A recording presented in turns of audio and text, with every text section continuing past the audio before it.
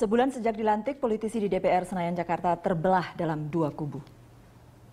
Kami berkeputusan mengambil sikap mosi tidak percaya kepada pimpinan Dewan Perwakilan Rakyat Republik Indonesia.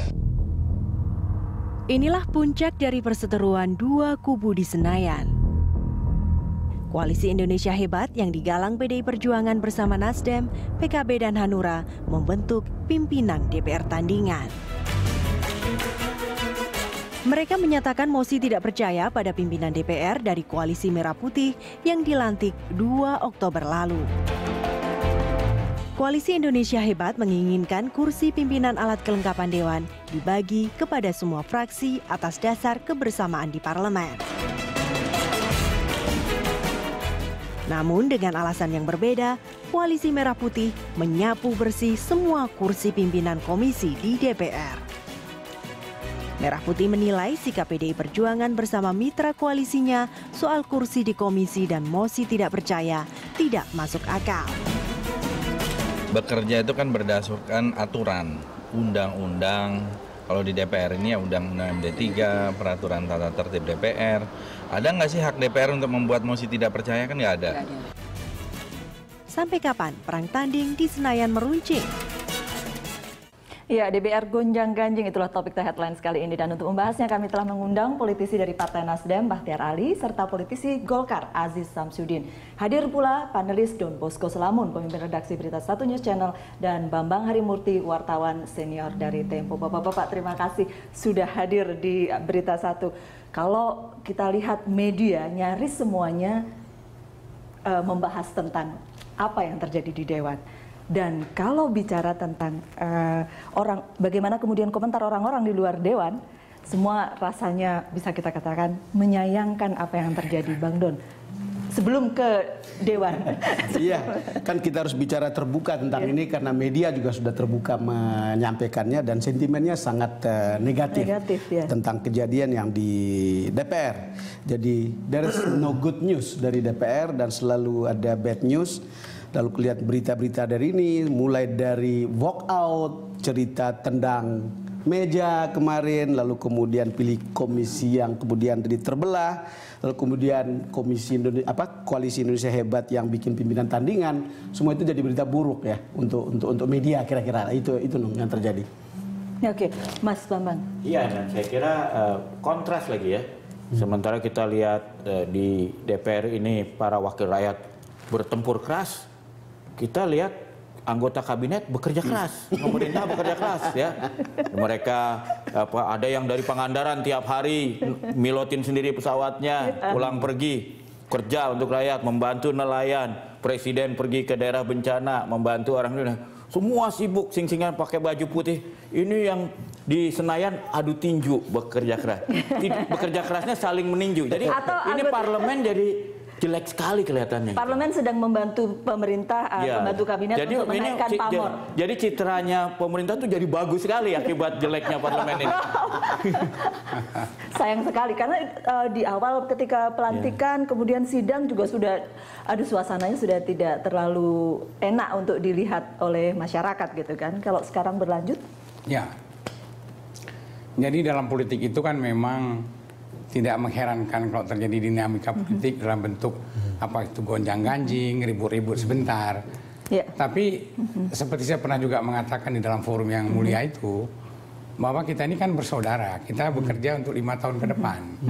Jadi ini anggap aja dinamika politik karena memang seharusnya dicarikan suatu jalan keluar, solusi.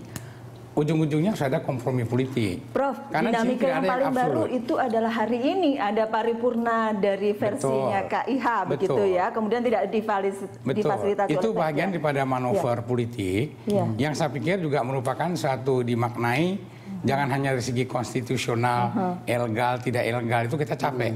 Tapi kita juga bisa melihat dari segi itu satu gerakan moral. Kalau sambil lihat gambar ini mereka jadi di luar begitu kan, jadi Prof? Dari satu gerakan moral yang mengharapkan setelah ini akan terjadi kompromi politik. Oleh karena itu, elit politik, terutama ketua-ketua umum partai politik, fraksi dan sebagainya itu, mereka perlu duduk. Suka tidak suka mereka harus duduk. Karena ini tidak akan berujung, tidak akan selesai semua kalau dua-dua ngotot.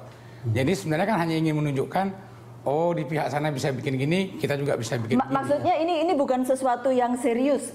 Enggak, itu serius. Karena itu memberikan serius, tekanan politik itu serius. Tapi kita menganggap bahwa dengan ada forum-forum yang semacam ini, ada ruang untuk melakukan kompromi politik dan untuk melakukan introspeksi masing-masing. Jadi kita jangan menang-menangan, kita introspeksi karena kita keluarga besar. Jadi kalau kita mendahulukan musyawarah mufakat, suka tidak suka, kita harus duduk. Bahwa nanti dalam proses itu ada pemungutan suara voting, itu juga tidak diharamkan. Hanya proses musyawarah mufakat harus kita optimalkan. Jadi kalau menurut saya kedua belah pihak itu harus membuka hatinya dan kemudian mari duduk kembali dan kita harus cepat selesaikan ini. Kalau ini berlarut akan terjadi krisis konstitusional, krisis negara, yang rugi adalah rakyat dan kita adalah wakil rakyat. Jadi kalau menurut saya jangan pernah membiarkan proses ini tidak selesai di parlemen. Kalau proses ini tidak selesai di parlemen nanti akan muncul ekstra parlementer. Jadi nanti akan bangkit rakyat yang marah. Itu semua akan dalam tanda petik mereka akan memberikan vonis kepada kedua kubu ini, jadi dia nggak pilih-pilih lagi. Jadi karena ini kubu ini sudah harus tahu ini limit, kita sudah cukup. Ayo kita duduk sama-sama kita. Ini limit sudah cukup Kak Iha, tapi tetap ada sidang tandingan, Mas Aziz. Yang begini, dalam hal pada hari ini tadi kan Mbak sampaikan dalam menuju proses paripurna itu kan ada mekanisme. Mekanismenya itu ada bamus, ada rapat konsultasi. Mekanisme dan tata urutannya itu tidak dilalui. Itu sebabnya tadi saya lihat kenapa teman-teman masalah paripurna itu tidak difasilitasi tadi kan. Tidak difasilitasi oleh Sekjen sampai kemudian di ruang bamus gitu ya. Karena apa? Karena proses menuju paripurna itu ada tahapan. Tahapan yang harus dilalui melalui proses Undang-Undang 17 tahun 2014 yang kita kenal dengan MD3, yang implementasinya ada di Undang-Undang PP keputusan nomor tatip nomor 1 tahun 2000. Mas Aziz, kalau Pak Prof Baktiar tadi mengatakan bahwa ini adalah gerakan ketidakpuasan gitu kan oleh makanya gerakan ketidakpuasan itu kan bisa saya garis bawahi sebagai temptation yang sifatnya akumulasi bersifat mendadak. Itu kan. Sehingga ini perlu kita lihat secara jernih. Jangan teh panas langsung kita minum. Tapi ini harus diseduh pelan, harus dinikmati. Gitu.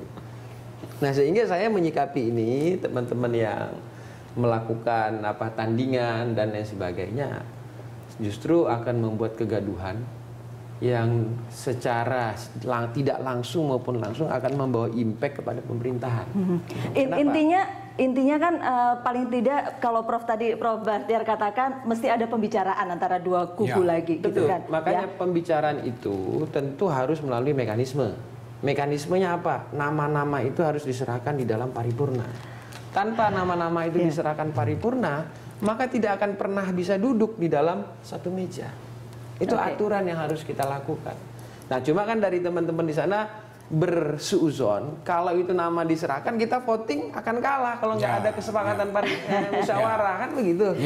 Tidak ada rasa percaya, saling percaya di antara dua kubu, Bang Don. Sebenarnya kan itu sebenarnya. Kalau kita yang sering meliput politik sih lihat kejadian ini sebetulnya kelihatan seperti normal saja gitu kalau kita ikut, karena kemudian sudah ribut di situ mereka juga bisa ngopi bersama satu sama lain.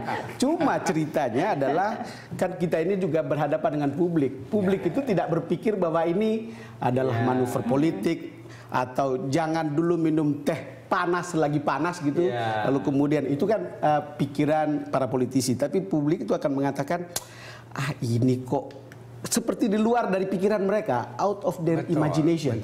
Kalau saya kutip tulisan Ingles Kededen hari ini, perilaku DPR itu seperti menghina kecerdasan umum, kira-kira gitu. Saya hanya mengutip tulisannya. Yang ingin saya katakan adalah antara cara manuver berpolitik di situ dengan publik yang kita kemudian kutip atau kemudian kita publikasikan, ceritanya kira-kira seperti ini. Gitu. Dan kepingin kalau bisa selesai deh. Gitu.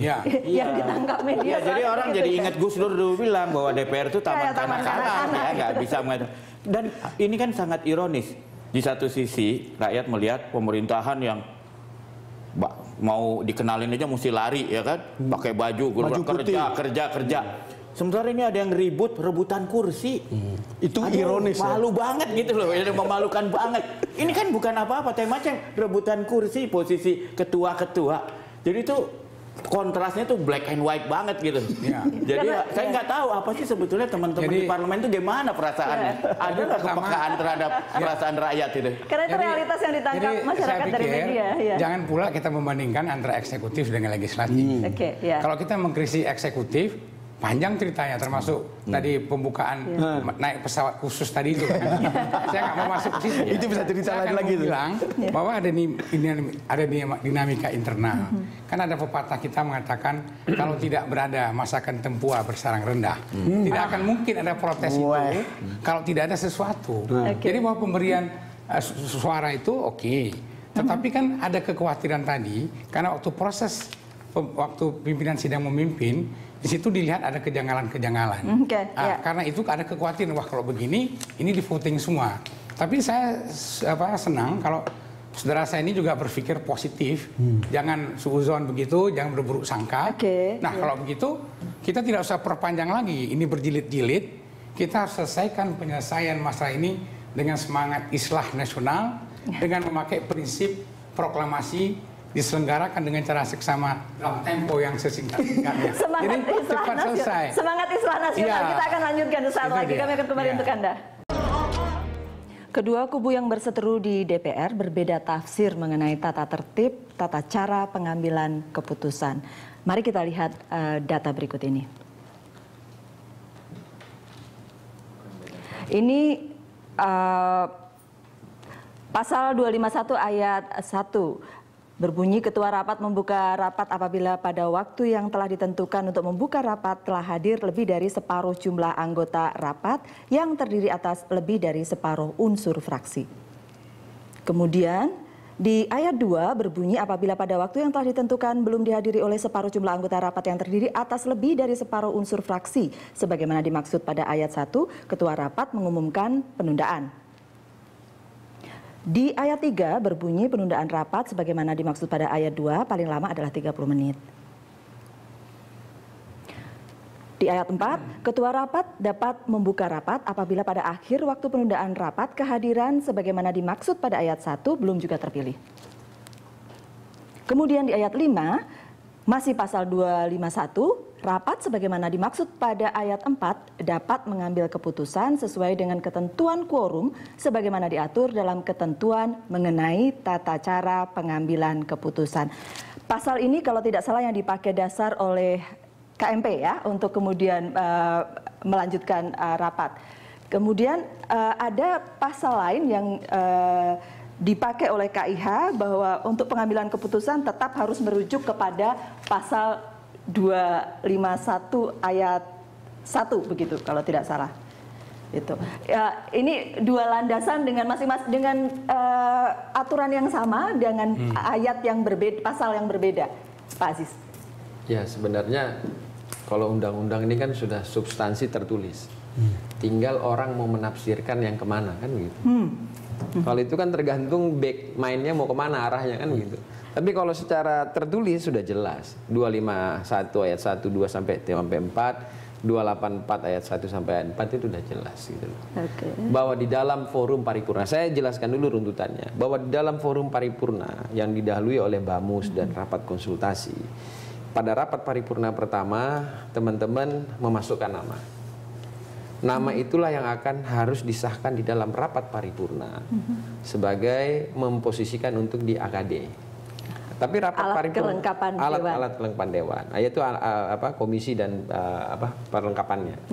Bahwa di dalam paripurna yang pertama teman-teman dari Golkar, dari Gerindra udah memasukkan nama. Pada paripurna yang kedua kita tunggu dari teman-teman dari PDI Perjuangan, dari Nasdem, dari Hanura. Ada berapa kali penundaan paripurna pada saat itu? Ini makanya saya jelaskan. Pada paripurna yang kedua juga belum menyerahkan nama. Paripurna yang ketiga juga tidak menyerahkan nama. Paripurna yang keempat juga tidak menyerahkan nama. Sehingga pada saat paripurna keempat itu diambil keputusan bahwa yang menyerahkan nama sampai dengan paripurna keempat yang ketunda itu, maka itulah dianggap sebagai quorum. dalam paripurna. Disitulah kemudian rame sampai meja terbalik segala ya. Kemudian kita lanjut dengan pembentukan AKD.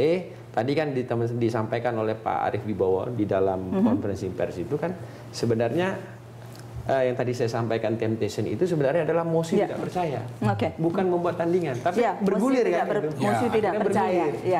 Jadi dia melebar. Mosi tidak percaya landasannya adalah perbedaan tentang bukan perbedaan penafsiran. Penafsirannya sama, cuma mereka khawatir bahwa kalau memasukkan nama, kalau nanti musyawarah tidak tercapai akan terjadi voting. Itu aja. Bang Don. Saya kira kita tunggu jawaban Prof. Baktiar Ali tentang itu karena kedua-duanya sengketa. Jangan melihat hitam putih soal penyerahan nama. Sebenarnya proses penyerahan nama itu sampai tertunda beberapa kali, itu di belakang layar itu ada deal-deal, ada satu negosiasi. Koalisi Merah Putih memberikan kepada Koalisi Indonesia Hebat itu berapa kursi. Itu ada deal itu. Dan deal itu dalam satu tahapan sudah hampir clear.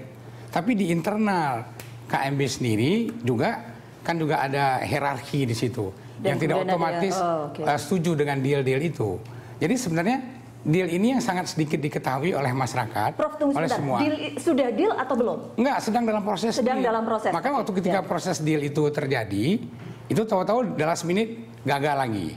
Katakanlah begini, di antara keluarga besar dari Merah Putih itu ada 1-2 pimpinan partai yang sudah setuju. Tidak etis saya sebutkan namanya. Tapi yang lain belum setuju. Karena belum setuju. Jadi kita tunggu lagi. Jadi pemberian nama itu hanya berdasarkan pertimbangan kalau misal sudah proporsional. Sebenarnya Indonesia Hebat itu nggak minta banyak-banyak juga. Dari berapa, dari 65, 46 itu hanya itu 16 yang tadinya sudah mau diberikan. Kemudian yang mau diberikan 6 begitu katanya. Itu pun tidak semua pimpinan, hanya wakil-wakil ketua. Itu deal itu sudah mulai agak matang. Jadi kalau itu sudah sebenarnya nama itu tinggal diserahkan karena udah siap kok.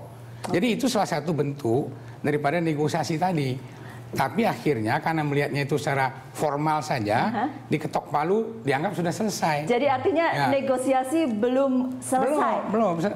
Maksud saya itulah yang harus diteruskan sekarang. Prof, sebetulnya kan ceritanya ini kan menjadi menarik karena ada kasus juga di P3 kan. Jadi pada waktu itu ada satu pasal yang mengatakan paripurna bisa kalau lebih dari separuh lebih dari fraksi. Unsur fraksi. Jadi ada yang menggunakan keanggotaan, ada yang menggunakan fraksi dan dua-duanya kan. Tapi kemudian tiba-tiba P3 itu ada fraksi yang terpecah kan, ada masalah. Sekarang pengakuan pada fraksi yang sah dan tidak sah kan. Ceritanya kan menjadi lebih ramai lagi sampai kemudian orang tendang-tendang kursi. Tapi saya tidak tertarik pada debat itu sebetulnya. Saya cuma melihat kecenderungan baru di situ, Mas. Apa-apa voting, apa-apa voting. Dan itu bagi saya itu kecenderungan baru. Tidak lagi kita gunakan kata musyawarah untuk mufakat. Jadi ini seolah-olah begini, Mas. Kalau Jokowi bilang kabinet itu adalah kerja. DPR-nya bilang voting. Berantem. Oh gitu. Saya tidak tahu, Mas Bambang. Ya kalau saya malah mohon maaf nih Prof. Saya justru semakin melihat kontrasnya antara pemerintahan Jokowi dengan parlemen. Saya bandingkan ya. Jokowi dia nggak sebagai wali kota ngadepin pedagang-pedagang liar. Udah jelas liar, melanggar undang-undang ya, bukan melanggar tata tertib, melanggar undang-undang. Kalau dia mau pakai tibum, pakai polisi, ngusir, sah. Tapi apa yang dia lakukan? Diajak makan siang 54 kali. Terus mereka pindah sendiri pakai upacara. Kalau mau yang lebih baru kita pergi ke Waduk Pluit, 14.000 orang illegal settler, udah puluhan ribu. Jelas-jelas melanggar hukum. Kalau mau garis hitam putih, pakai tentara ya, mereka melanggar hukum. Pakai bulldozer. Ini diajak ngomong nggak sampai 3 bulan. Di sana gimana? Semuanya pindah. Apa teman-teman wakil rakyat ini nggak bisa belajar ya dari Pak Jokowi? Bagaimana menyelesaikan masalah? Ada tekanan partai nyusun kabinet.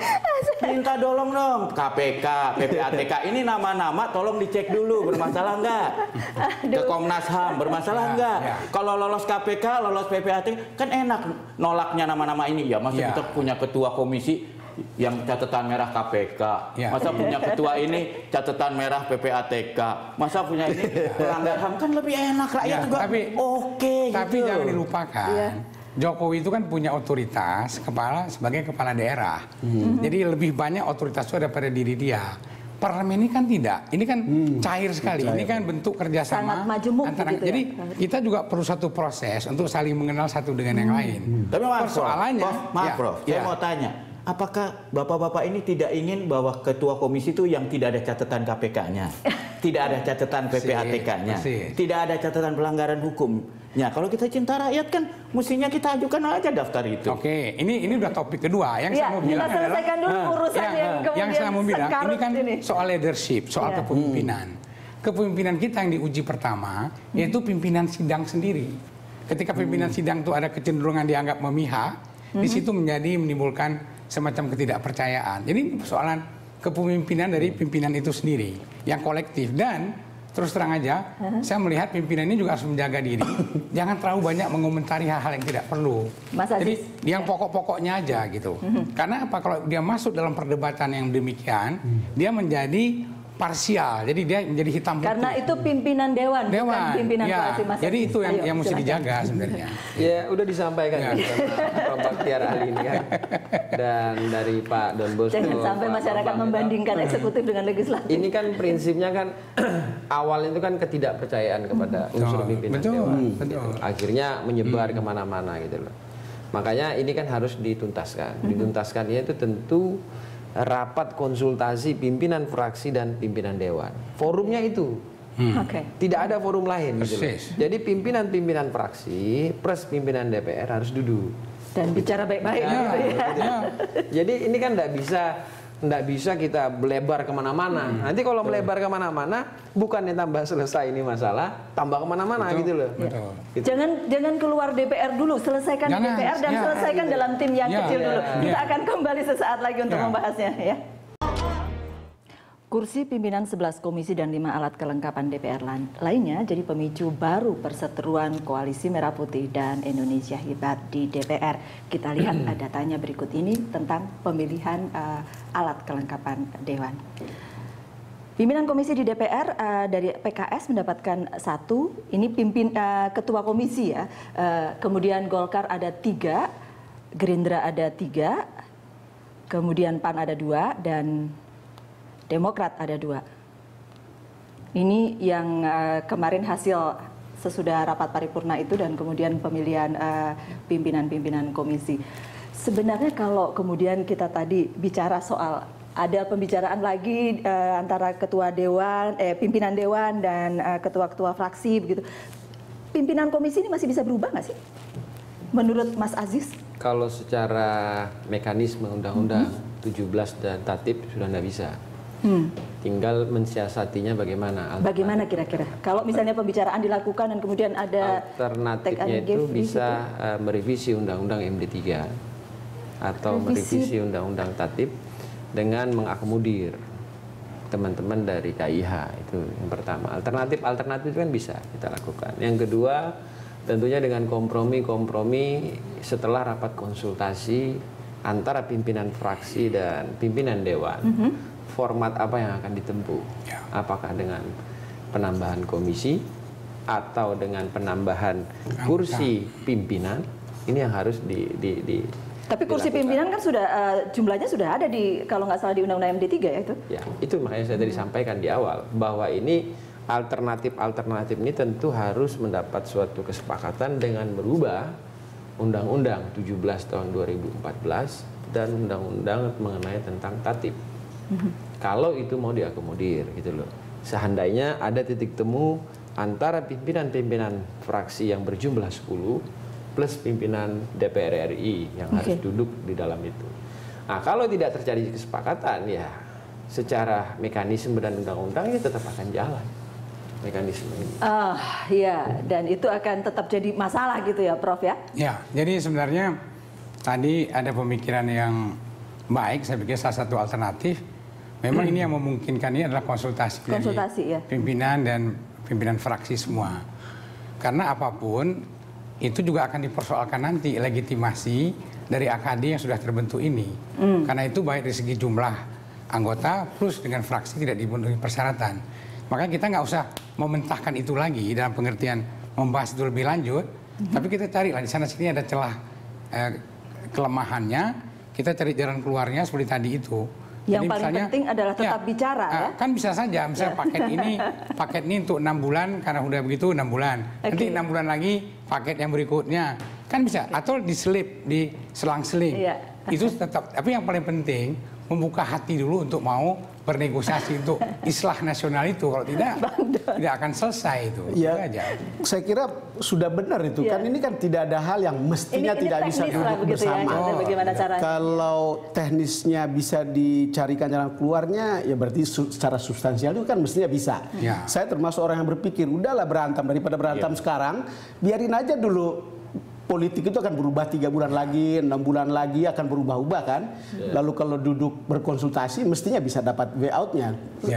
Itu seperti kata saya tadi, boleh orang berantem tapi di luar mereka bisa ngopi bersama, bisa ngobrol bersama.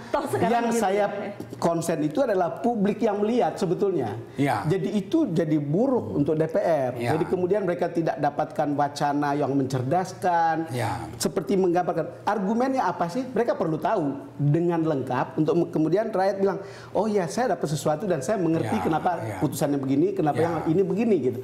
Yang kita tidak lihat adalah begini, seperti mutung kan seperti ngambek aja sebetulnya, dan itu tidak mendidik secara politik. Yang satu ngambek, yang satu mau menang gitu. Lalu tanding-tandingan. Ini Mbak, pada saat kita dari Koalisi Merah Putih, Prabowo dan Pak Hatta kalah, kita kan tidak membuat tandingan presiden. Kita secara kita kalau tandingan enggak, bagaimana membuat tandingan presiden, payung hukumnya apa gitu. Tandingan bisa juga kan.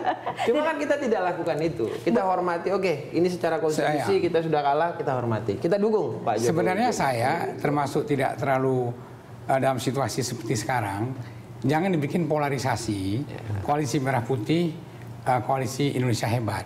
Karena ini sama-sama bersaudara. Ini kan mereka ini kan anggota parlemen. Jadi mestinya mereka itu sudah lebur. Ketika mereka sudah menjadi anggota parlemen, mereka harus contohnya saya sama Pak Bagtiar ini. Beda partai tapi bagus saudara. Cuma beda partai aja masuknya ini. Kalau mau bicara koalisi juga beda koalisi gitu ya. Beda koalisi. Jadi itu harus ditanggalkan itu. Kita kan mau jadi, jangan jadi negarawan, jadi politisi yang baik aja lah dulu. Menghargai kawan yang lain. Tapi yang saya pikir tadi, saya nggak tahu apa mau menggelitik lagi tadi yang dikatakan oleh Mas Bambang tadi. Tentang KPK. Tapi yang paling penting adalah ada ya, celah itu ada. Dan untuk masyarakat, untuk publik, saya mohon betul jangan terlalu khawatir betul dengan keadaan ini. Karena ini akan selesai. Separah-parahnya masalah, selama masih ada kesempatan kita berbicara, berdialog, itu akan ada jalan keluar.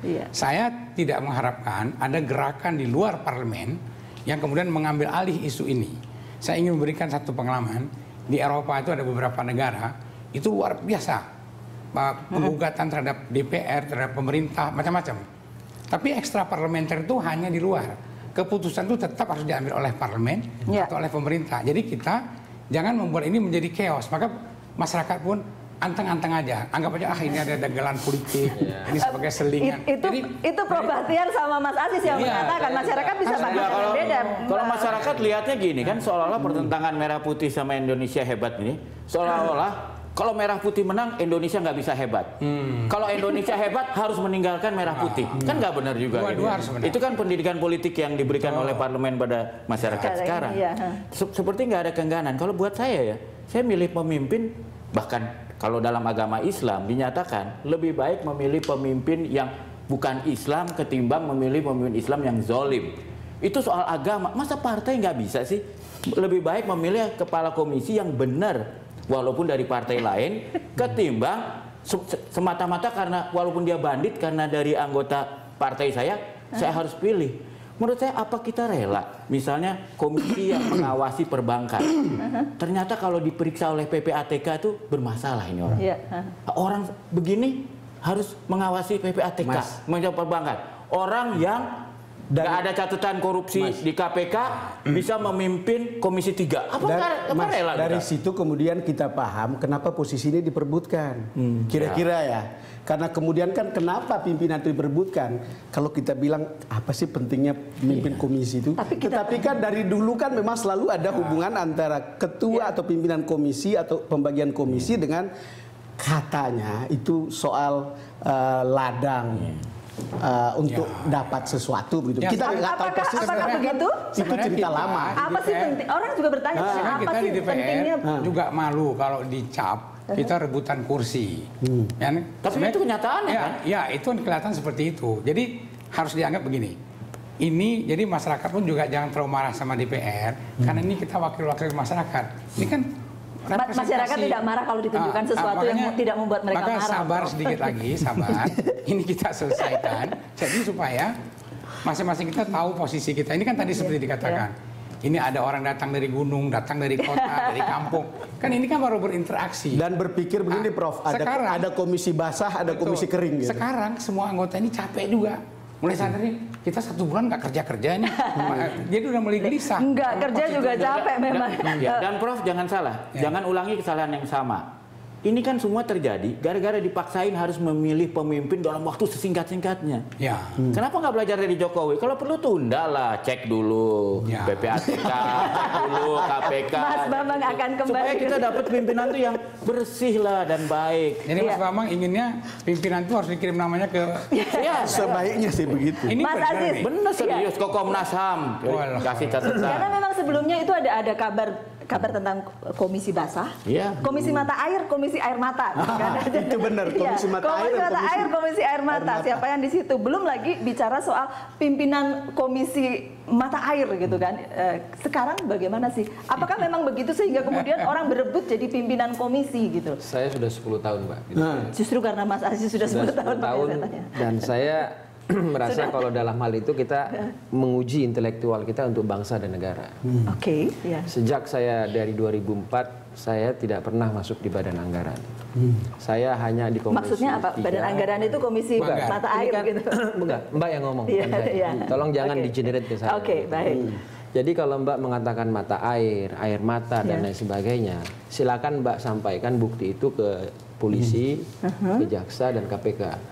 Tapi yang saya rasakan 10 tahun itu tergantung orangnya. Orangnya mempunyai idealisme atau tidak. Namun kadang-kadang idealisme itu juga bisa dipengaruhi oleh lingkungan. Tapi kadang-kadang kan kita udah terstempel gitu. Terstempel ada oleh stigma gitu ya. Gitu. Padahal yang kami rasakan, beliau ini kan juga pernah mantan anggota DPR, anggota MPR beberapa waktu lalu dari fraksi dan partai yang berbeda dari sekarang kan begitu. Nggak ada itu kita. Tapi kalau orang menilai itu silakan. Nah saya mau tanya, jadi yang penting kan orangnya bukan partainya. Jadi tidak harus ngotot milih ketua komisi dari partainya walaupun dia nggak kompeten. Kan lebih baik pilih yang bagus begini, Pak lah. Bambang. Sama juga Pak Jokowi. Pada saat dia memilih orang menteri, dia menguji kepada KPK, kepada PPATK, Komnas HAM segala macam. Kemudian juga di media massa beberapa media saya jelas bahwa ini dari unsur PDI Perjuangan, ini unsur dari PKB, ini unsur dari Hanura, ini unsur dari partai X, partai B. Sebenarnya kan tidak perlu partainya yang harus ditonjolin. Tapi kan mayoritas kabinet non partai. Kenapa dia harus menunjukkan partai? Ya, apalagi kalau dewan begitu ya, sudah pasti afiliasi partai. Sudah otomatis dan ini trias politika dalam struktur demokrasi kita. Oke, iya. Kita akan lanjutkan sesaat lagi, kami akan kembali untuk Anda. DPR harus segera berbenah karena eksekutif yang menjadi mitra legislatif sudah mulai bergerak. BUMN, Menteri Badan Usaha Milik Negara, Ibu Rini Sumarno. Tak sampai seminggu sejak dilantik MPR sebagai Presiden 20 Oktober lalu, Jokowi mengumumkan kabinetnya. Menteri-menteri yang tergabung dalam kabinet kerja itu pun langsung bergerak usai dilantik di istana.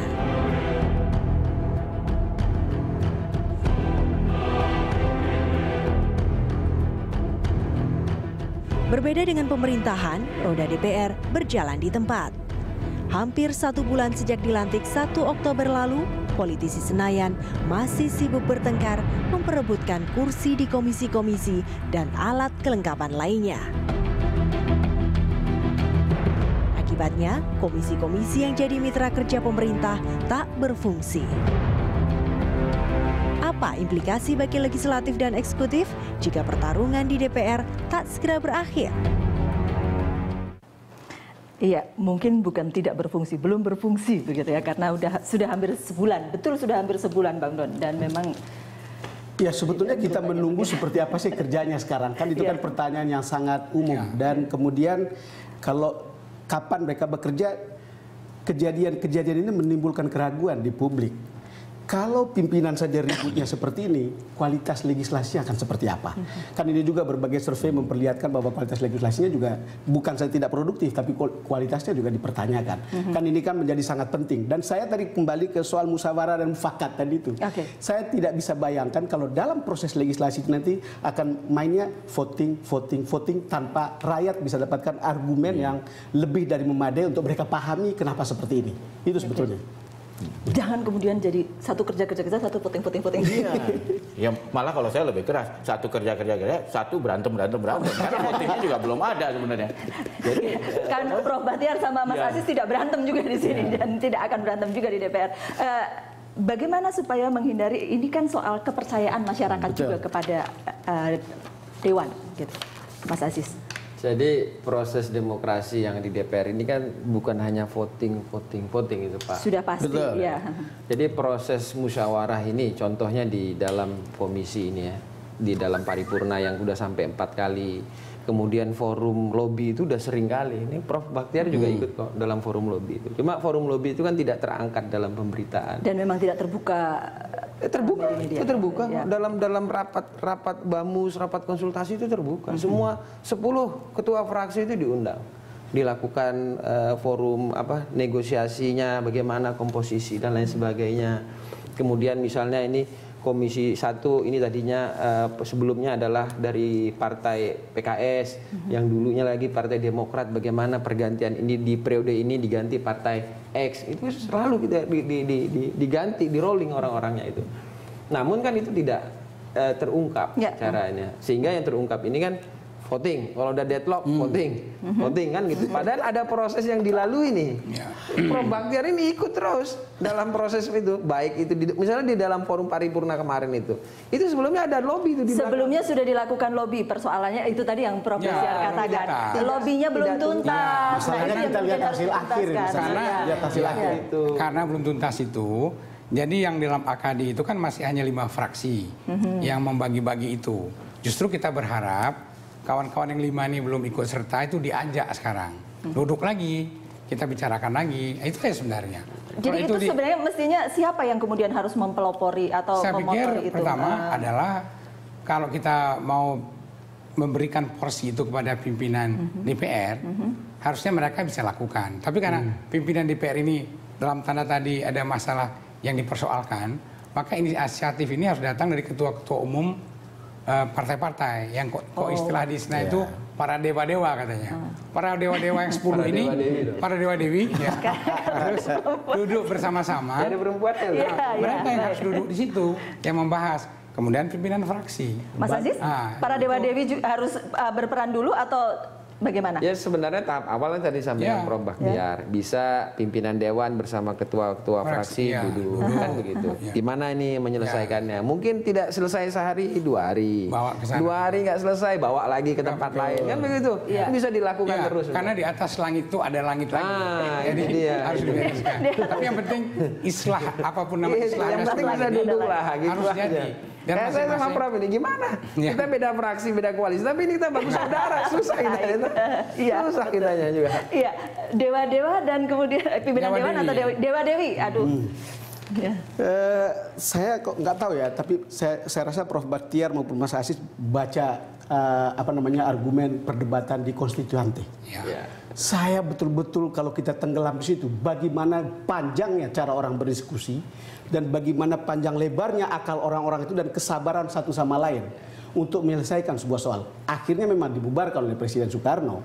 Tapi bagi saya poinnya adalah hal seperti itu betul-betul milestone untuk memperlihatkan bahwa mestinya teman-teman atau bapak-bapak di DPR itu mestinya bisa hal-hal seperti ini melakukannya dengan dengan baik. Bagi saya itu adalah kearifan wakil saya. Kearifan dan stamina. Kearifan dan stamina dan kecerdasannya.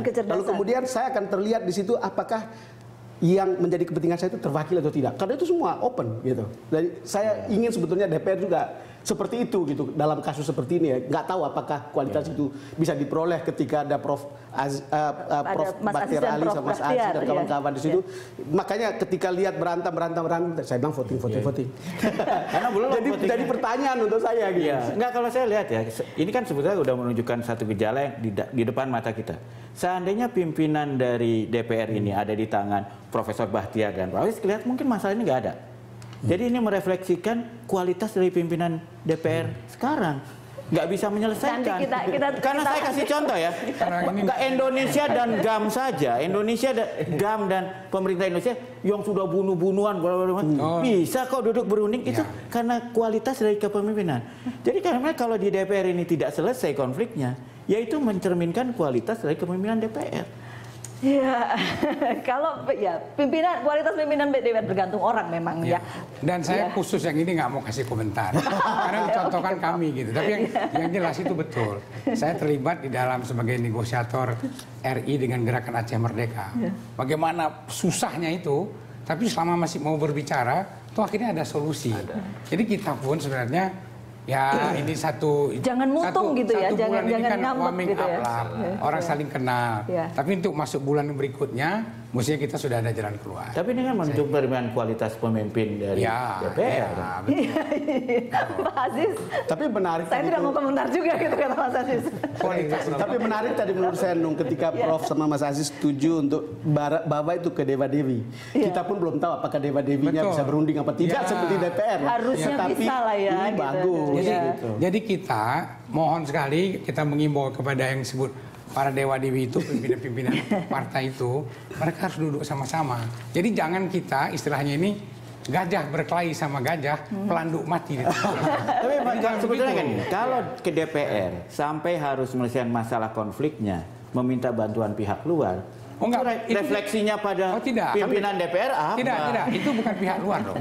Anda jangan lupa bahwa kita ini fraksi itu perpanjangan dari partai. Jadi tidak bisa diabaikan ketua umum partai itu. Jadi kita mengimbau ketika situasi sudah seperti ini, ketua umum ini duduk sama-sama semua 10 ketua umum ini. Dengan segala hormat, Prof. Saya sebagai dirut, kalau saya berkelahi dengan direksi saya nggak bisa sampean harus minta tolong pada Dewan Komisaris. Sebagai dirut saya gagal kan sebetulnya.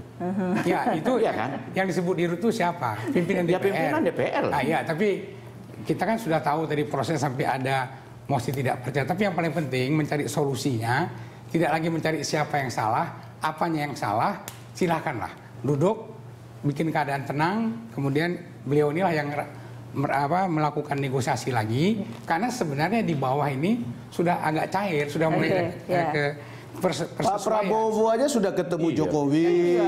Pembicaraan Dewa Dewi dilakukan kemudian harus turun ke bawah dalam saya pikir kan indah juga sama, kalau rakyat akhirnya tahu di panggung politik kita yang namanya tadi tidak bisa bertemu, sekarang duduk sama-sama. Minimal menampakkan wajahnya, kami ini mau berunding loh. Kan? Itu kan simbol politik bahwa kita ini ada rekonsiliasi, ada Islam nasional itu. Kita sudah hampir sampai di bagian akhir. Mas Aziz, saya boleh dapat closing statement-nya tentang DPR ini? Ya, mudah-mudahan dalam waktu tidak terlalu lama dapat dicarikan solusi yang terbaik bagi kepentingan lembaga, bangsa dan negara. Toh masih bisa bicara ya? Masih bisa. Prof? Apapun kondisinya, usahakan untuk berbicara dengan memperhatikan etika berkomunikasi.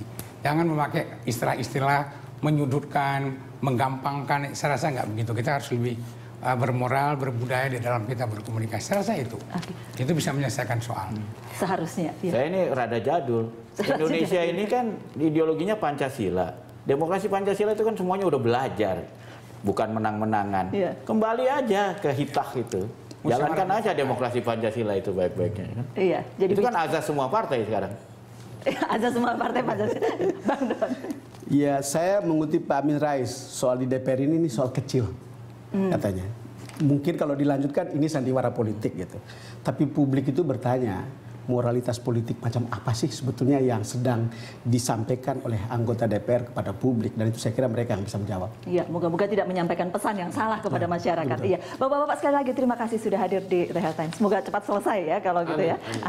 Ya, demikian The Headlines kali ini. Terima kasih karena Anda telah bersama kami. Sampai jumpa.